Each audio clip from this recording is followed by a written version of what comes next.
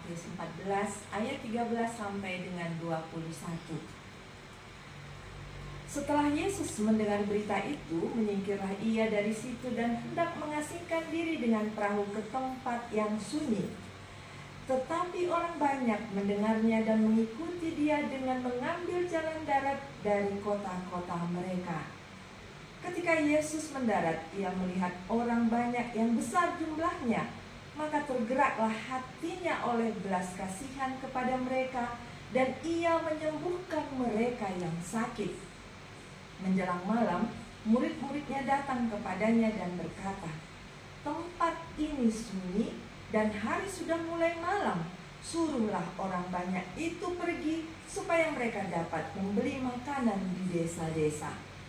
Tetapi Yesus berkata kepada mereka, "Tidak perlu mereka pergi, kamu harus memberi mereka makan."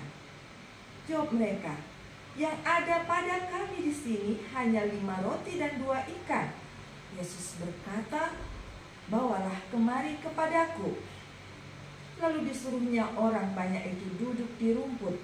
Dan sesudah diambilnya 5 roti dan 2 ikan itu, Yesus menengadah ke langit dan mengucap berkat, lalu memecah-mecahkan roti itu dan memberikannya kepada murid-muridnya. Lalu murid-muridnya membagi-bagikannya kepada orang banyak. Dan mereka semuanya makan sampai kenyang. Kemudian orang mengumpulkan potongan-potongan roti yang sisa, 12 bakul penuh.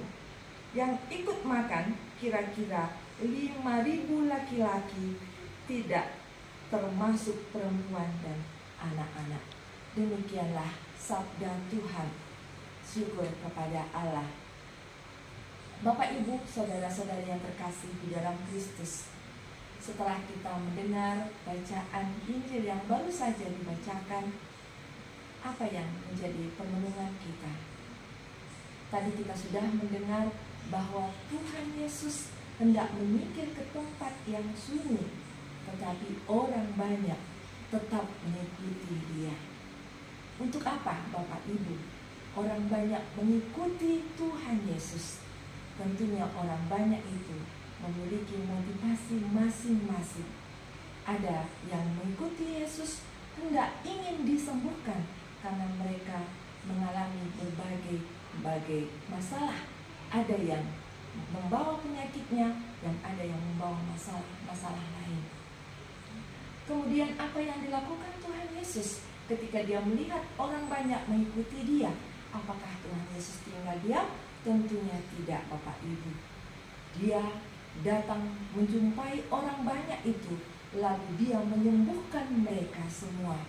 Bahkan sampai malam, menjelang malam, orang banyak itu tetap masih bersama-sama dengan Tuhan Yesus. Selanjutnya, Bapak Ibu, apa yang terjadi dengan para murid? Para murid yang setiap hari mengikuti Tuhan Yesus, masih ada kekhawatiran dalam diri para murid. Mereka khawatir dengan hal-hal duniawi.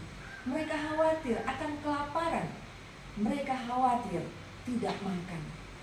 Lalu Tuhan Yesus meminta kepada para murid agar mereka jangan membiarkan orang banyak itu pergi, tetapi harus memberi mereka makan.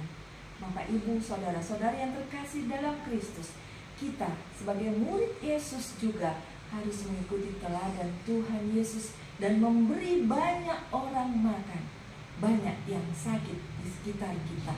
Maka mari kita menghadirkan diri menjadi etalase Kristus, menjadi penyembuh bagi orang-orang yang sakit di sekitar kita, memberikan kabar baik kepada siapa saja. Demikian permenungan kita hari ini. Tuhan memberkati kita. Shalom.